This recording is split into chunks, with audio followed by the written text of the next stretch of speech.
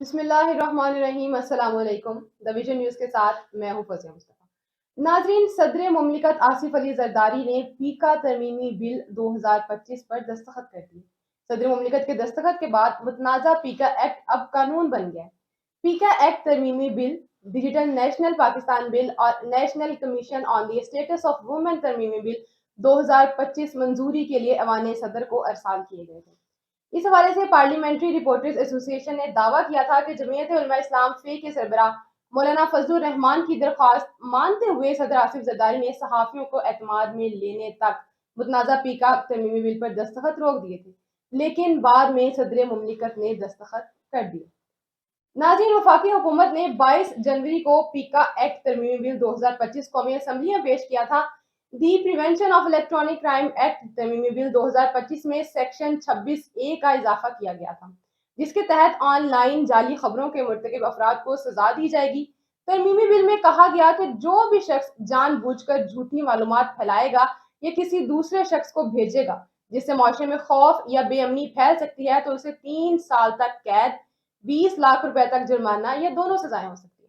پیکا act ترمیمی bill 2025 کے مطابق social media protection and regulatory authority کا مرکزی دفتر اسلام آباد میں ہوگا، جبکہ صوبائی دارالحکومتوں میں بھی دفاتر قائم کیے جائیں گے۔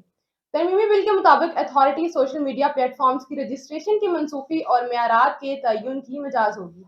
پیکا ایکٹ کی خلاف ورزی پر authority social media platform کے خلاف تادیبی کارروائی کے علاوہ متعلقہ اداروں کو سوشل میڈیا سے غیر قانونی مواد ہٹانے کی ہدایت جاری کرنے کی مجاز ہوگی۔ اس بل کے تحت سوشل میڈیا پلیٹ فارمز کو اتھارٹی سے رجسٹر کروانا لازمی قرار دیا گیا ہے، جبکہ قانون کی خلاف ورزی کرنے والے سوشل میڈیا پلیٹ فارمز کو عارضی یا پھر مستقل طور پر بھی بند کیا جا سکے گا۔ اس قانون کے تحت یہ اتھارٹی نظریہ پاکستان، مسلح افواج، پارلیمان یا صوبائی اسمبلیوں کے خلاف غیر قانونی مواد اور شہریوں کو قانون توڑنے پر آمادہ کرنے والے کسی بھی مواد کو بلاک کرنے کی مجاز ہوگی، جبکہ پارلیمنٹ کی کارروائی کے دوران اسپیکر قومی اسمبلی یا چیئرمین سینٹ کی جانب سے حذف کیے گئے مواد کو سوشل میڈیا پر اپلوڈ نہیں کیا جا سکے گا۔ ترمیمی بل کے مطابق پابندی کا شکار اداروں یا شخصیات کے بیانات بھی سوشل میڈیا پر اپلوڈ نہیں ہوں گے۔ ترمیمی بل کے مطابق اتھارٹی کل 9 ارکان پر مشتمل ہوگی۔ بیچلرز ڈگری ہولڈر اور متعلقہ فیلڈ میں کم از کم 15 سالہ تجربہ رکھنے والا شخص اتھارٹی کا چیئرمین تعینات کیا جا سکے گا۔ چیئرمین اور 5 اراکین کی تعیناتی 5 سالہ مدت کے لیے کی جائے گی۔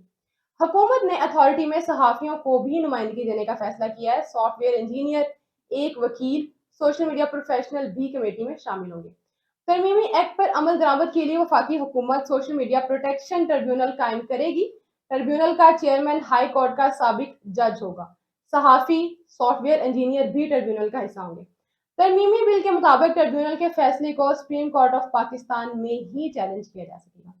ناظرین، گزشتہ روز قومی اسمبلی کے بعد سینٹ سے بھی پیکا ایکٹ کی منظوری کے دوران اپوزیشن کی جانب سے شدید مخالفت اور احتجاج کیا گیا، جبکہ صحافیوں نے بھی سینٹ اجلاس کی کارروائی کے دوران واک آؤٹ بھی کیا۔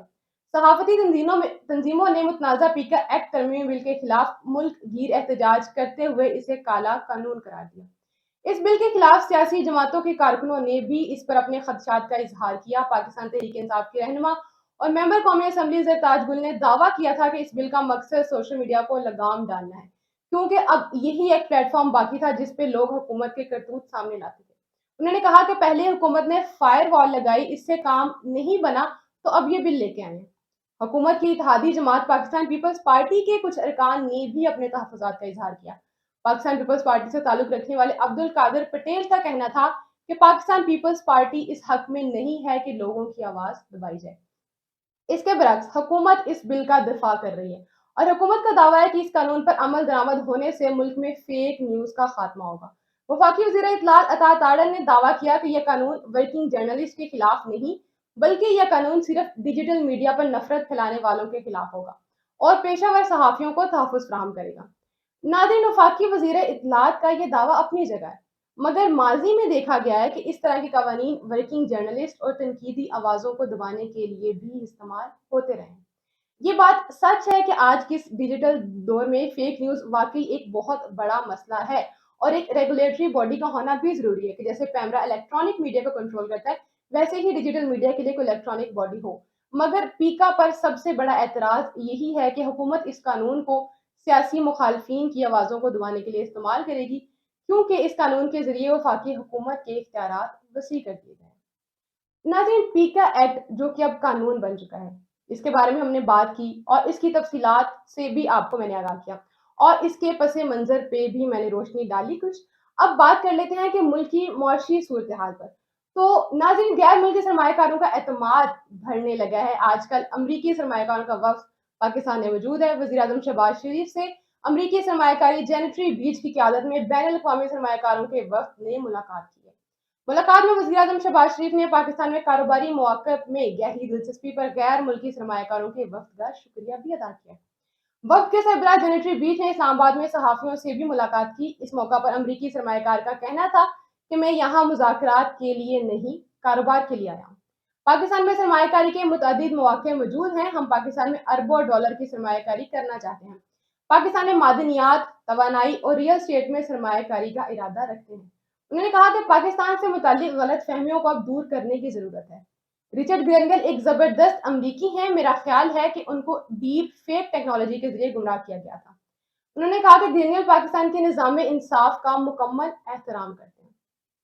नाज़रीन, इस सारी सूरत-ए-हाल के बाद हम सिर्फ़ उम्मीद कर सकते हैं कि जिस तरह गैर मुल्की सरमायाकारों का एतमाद बढ़ रहा है, इससे मुल्क में सरमायाकारी आएगी और यकीनन मुल्क पाकिस्तान तरक्की की मनाज़िल तय करेगा।